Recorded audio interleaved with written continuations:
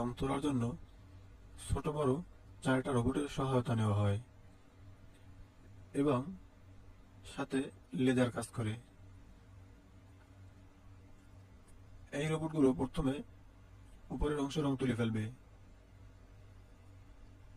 তারপরে ডানা ও পাখার জন্য ছোট রোবটগুলো কাজ করবে এবং ইঞ্জিনের আশেপাশে অন্যান্য জায়গায় ম্যানুয়াল ভাবে কাজ করা হবে।